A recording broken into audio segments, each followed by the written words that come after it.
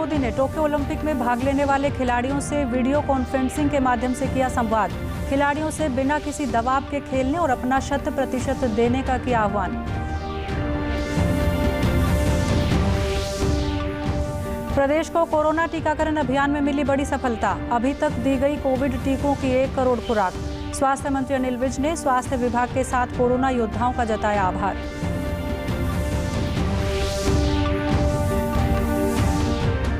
पलवल जिले को आपातकालीन डायल नंबर 112 के तहत मिली 22 इनोवा गाड़ियां। किसी भी घटना की सूचना मिलने पर 15 से 20 मिनट में मौके पर पहुंच जाएगी सहायता टीम।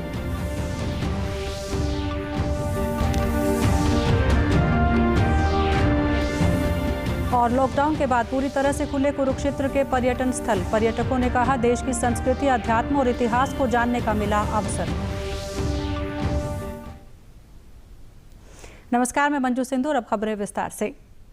प्रधानमंत्री नरेंद्र मोदी ने आज शाम टोक्यो ओलंपिक में भाग लेने वाले खिलाड़ियों से वीडियो कॉन्फ्रेंसिंग के माध्यम से संवाद किया। इस दौरान प्रधानमंत्री ने खिलाड़ियों का हौसला बढ़ाते हुए कहा कि मुझे उम्मीद है कि आप सब देश का गौरव बढ़ाएंगे। सभी देशवासियों की शुभकामनाएं खिलाड़ियों के साथ हैं। उन्होंने खिलाड़ियों को बिना किसी दबाव के खेलने और अपना 100% देने का आह्वान किया। उन्होंने खिलाड़ियों के परिजनों से संवाद करते हुए कहा कि मेरी नज़र में आप सब भी चैंपियन हैं, क्योंकि आप सबकी मेहनत और तपस्या के कारण ही ये खिलाड़ी देश को अपना 100% दे रहे हैं। जी, आप तो भारतीय सेना में हैं और सेना के ऐसे कोने से अनुभव है, जो अनुभव, वो कौन सी ट्रेनिंग है जिसने आपको खेल में इस मुकाम तक पहुंचने में मदद की? सर देखो, मेरा शुरू से ही एक था कि मुझे भारतीय सेना बहुत पसंद थी और मैं 5-6 साल खेला। उसके बाद मुझे भारतीय सेना ने ज्वाइन करने के लिए बोला, तो मुझे काफी खुशी हुई। फिर मैंने भारतीय सेना को ज्वाइन किया और उसके बाद से मैं अपना गेम में फोकस कर रहा हूं और भारतीय सेना मुझे जितनी फैसिलिटी और जो मुझे चाहिए और जो भारत सरकार सब कुछ मुझे प्रोवाइड कर रहे हैं और मैं अपना पूरा मन लगा के मेहनत कर रहा हूं। नीरज जी, मैं आपके साथ साथ आपके पूरे परिवार को भी देख रहा हूं। आपके परिवार को भी मैं प्रणाम करता हूं।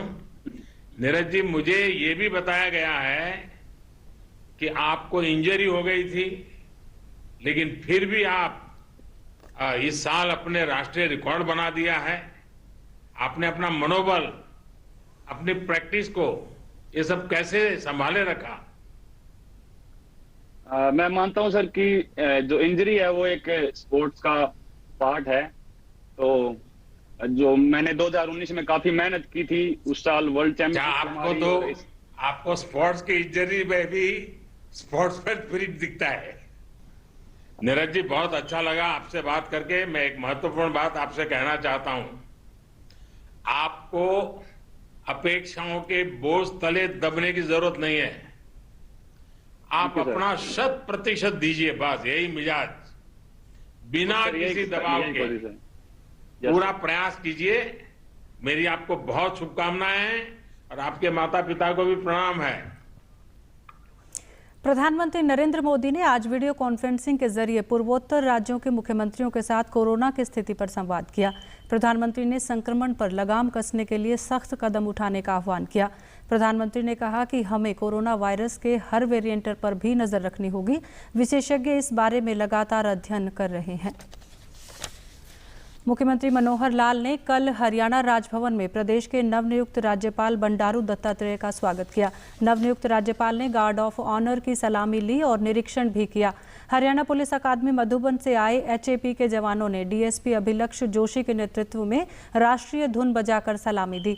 इस मौके पर मुख्यमंत्री ने उन्हें हरियाणा की भौगोलिक, सांस्कृतिक व ऐतिहासिक पृष्ठभूमि की जानकारी दी। इसके अलावा उन्होंने राज्य सरकार द्वारा करवाए जा रहे कुछ प्रमुख विकास कार्यों और योजनाओं से भी उन्हें अवगत करवाया।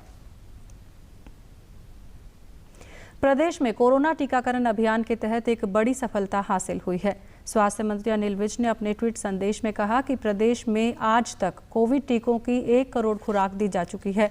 हरियाणा स्वास्थ्य विभाग की टीम के साथ साथ कोरोना योद्धाओं का आभार। वहीं प्रदेश में 7,58,000 से अधिक लोग कोविड को मात देकर स्वस्थ हो चुके हैं, जबकि 902 मामले सक्रिय हैं। रिकवरी दर बढ़कर 98.64% हो गई है। वहीं केंद्रीय स्वास्थ्य और परिवार कल्याण मंत्रालय मंत्रालय के मुताबिक राष्ट्रव्यापी टीकाकरण अभियान के तहत देश में अब तक कोविड टीकों की 38 करोड़ 14 लाख से अधिक खुराक दी गई है। प्रदेश के स्वास्थ्य एवं गृह मंत्री अनिल विज ने कहा है कि कोरोना की संभावित तीसरी लहर से निपटने के लिए स्वास्थ्य विभाग ने पूरी तैयारी कर ली है। चंडीगढ़ में आज उन्होंने बताया कि दूसरी लहर में ऑक्सीजन की उपलब्धता की समस्या आई थी, उसी को ध्यान में रखते हुए हमने सभी अस्पतालों में ऑक्सीजन प्लांट लगाने शुरू कर दिए हैं। स्वास्थ्य मंत्री ने सभी जिला उपायुक्तों को अस्पतालों में तैयारियों का जायजा लेने के निर्देश दिए हैं ताकि यदि वहां कोई कमी दिखाई देती है तो उसे तुरंत दूर किया जा सके। देखिए, हमने अपनी पूरी तैयारी कर रखी है और लगातार हम अपने अधिकारियों को इसके बारे में सचेत भी कर रहे हैं कि पहली और दूसरी वेव से अनुभव लेते हुए तीसरी वेव से लड़ने की पूरी तैयारी की जाए। दूसरी वेव में सबसे ज़्यादा दिक्कत ऑक्सीजन की आई थी। उसके लिए हमने सभी अस्पतालों में अपने ऑक्सीजन प्लांट लगाने का काम आरंभ कर दिया है। गृह मंत्री ने कहा कि डायल 112 कार्यक्रम के तहत पंचकुला में कॉल सेंटर बनाया गया है। कॉल सेंटर में कार्य करने वालों को हिंदी, अंग्रेजी, पंजाबी और हरियाणवी का ज्ञान है। उन्होंने बताया कि हरियाणवी को पहली बार सरकारी नौकरी में आधार बनाया गया है। उन्होंने बताया कि डायल 112 के लिए एक ऐप भी बनाया गया है और SMS से भी इस सेवा का लाभ ले सकते हैं। हमने पंचकुला में कॉल सेंटर बनाया है। सारे हरियाणा की कॉल्स पंचकुला आएंगी और जो हमने ऑपरेटर वहाँ पर बैठाए हैं, मैंने उसके लिए ये तय किया था कि उनको कम से कम 4 भाषाओं का ज्ञान जरूर होना चाहिए। हिंदी, इंग्लिश, पंजाबी और हरियाणवी, क्योंकि हरियाणा मुख्यतः यानी 4 भाषा बोलने वाले लोगों से बसा हुआ है और ऐसा ना हो कि कोई हरियाणवी में बात करे और ऑपरेटर को समझ ना आए। इसलिए मैंने ये कंडीशन लगा दी थी और मैं समझता हूँ कि हरियाणवी को पहली बार सरकारी स्तर पर इस प्रकार से मान्यता मिली है।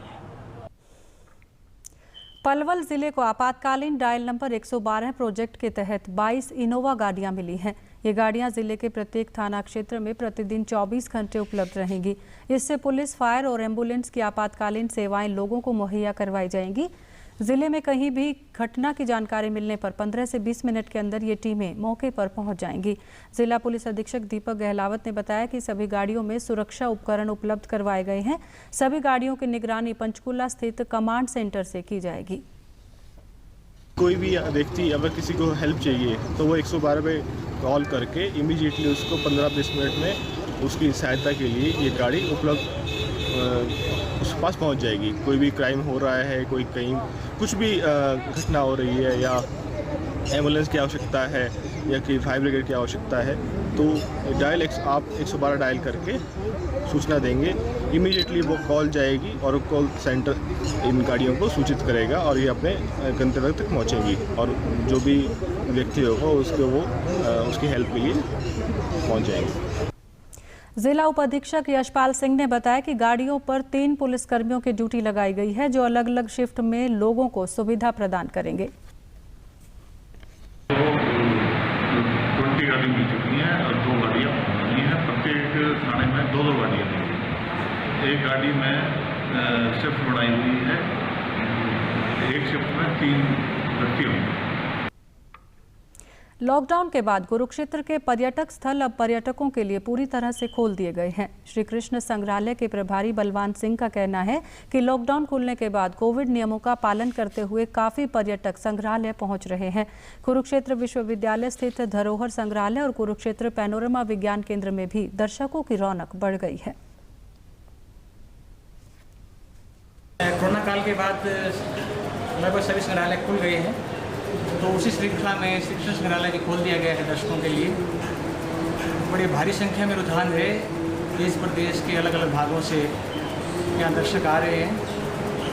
साथ ही जो कोविड नियमों का पालना के लिए उनको निर्देश भी दिए जाते हैं, और जो एंट्री पॉइंट है म्यूज़ियम का, जहाँ टिकट हम लोग चेक करते हैं, तो वहाँ भी उनको सैनिटाइज करके मास्क लगाना है, ये सारी सलाह देके उनको प्रवेश करवाते हैं। ये है कि कुरुक्षेत्र विश्वविद्यालय का जो ये धरोहर है, अपने आप में हरियाणवी संस्कृति का एक इतना बड़ा पर्याय है कि लोग अपना यहाँ जुड़ाव महसूस करते हैं। लोग कोविड की सारे गाइडलाइंस का पालन करते हुए, अपना बचाव करते हुए, दो गज की दूरी रखते हुए और सैनिटाइजेशन का ध्यान रखते हुए वो आएंगे, और हम दोबारा से उसी उत्साह को और उन्हीं सभी खुशियों को लोगों के साथ बांटेंगे और पर्यटकों का स्वागत करेंगे।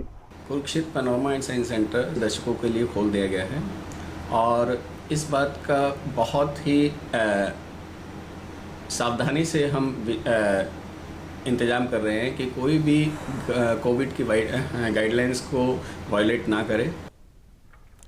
पर्यटकों का कहना है कि लंबे अंतराल के बाद उन्हें इन दर्शनीय और धार्मिक स्थलों में घूमने का अवसर मिला है।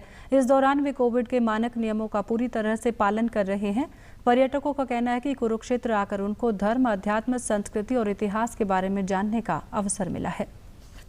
दिल्ली से मैं कुरुक्षेत्र घूमने के लिए आई हूँ, और यहाँ आकर मुझे बहुत अच्छा लगा। मैंने बहुत सारी महाभारत की चीज़ें देखी, बिल्कुल महाभारत का फील आया मुझे इस म्यूजियम के अंदर। आज ये धरोहर देखने आए थे, तो हरियाणा के जो कल्चर है इसके अंदर देखने का मौका मिला। जो पुरानी चीज़ें थी वो इसके अंदर रखी हुई है।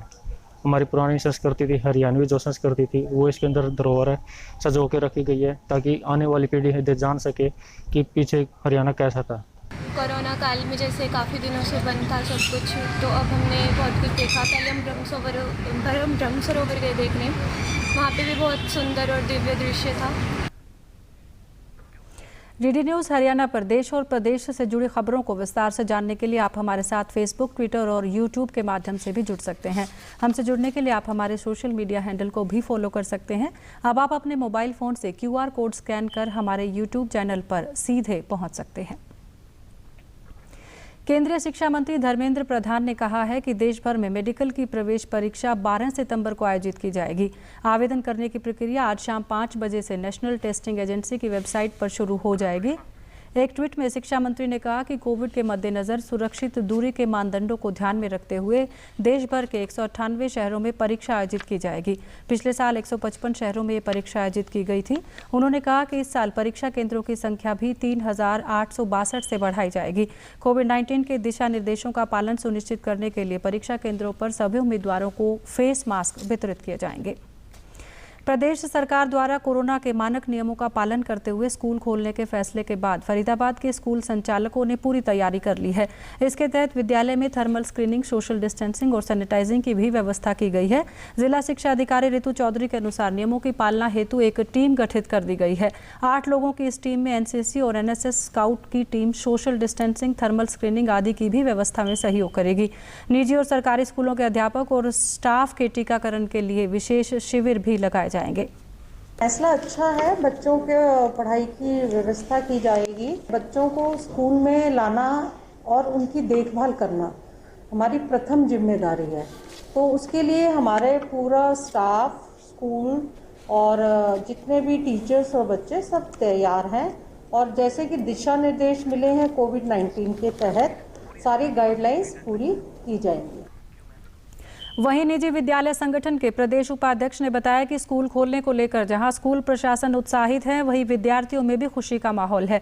लंबे समय से ऑनलाइन पढ़ाई करके नीरसता आ गई थी। उन्होंने बताया कि सरकार की गाइडलाइन के मुताबिक परिजनों को गूगल फॉर्म भेजे जा रहे हैं, जिससे परिजन अपनी सहमति स्कूल को भेजेंगे। एसओपी जो पहले था एग्जैक्टली वही एसओपी है कि पेरेंट्स अपनी कंसेंट से बच्चे को भेज सकते हैं। उसके लिए हमने एक गूगल फॉर्म, हमारे सभी मेंबर्स ने पेरेंट्स गूगल फॉर्म भेज दिया है। पेरेंट्स की कंसेंट आ जाएगी। कंसेंट आने के बाद हम वर्कआउट कर उसको बच्चों को क्लासेस के अंदर सोशल डिस्टेंसिंग के साथ, सैनिटाइजेशन के साथ और टेम्परेचर चेक करके पूरे प्रोटोकॉल जो एसओपी में है उनको फॉलो करते हुए स्कूल स्टार्ट करेंगे। ऑनलाइन क्लासेस ठीक है, एक टाइम तक अच्छी होती हैं, बट जो एक फिजिकल कनेक्ट और इमोशनल कनेक्ट जो टीचर बना पाता है बच्चों के साथ, वो एक फिजिकल क्लास में ही आ पाता है। तो अंत में इस बुलेटिन के मुख्य समाचार एक बार फिर। प्रधानमंत्री नरेंद्र मोदी ने टोक्यो ओलंपिक में भाग लेने वाले खिलाड़ियों से वीडियो कॉन्फ्रेंसिंग के माध्यम से किया संवाद। खिलाड़ियों से बिना किसी दबाव के खेलने और अपना 100% देने का किया आह्वान।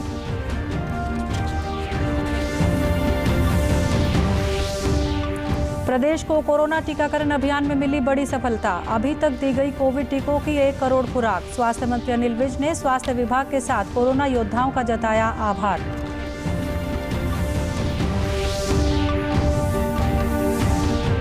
पलवल जिले को आपातकालीन डायल नंबर 112 के तहत मिली 22 इनोवा गाड़ियां। किसी भी घटना की सूचना मिलने पर 15 से 20 मिनट में मौके पर पहुंच जाएगी सहायता टीम।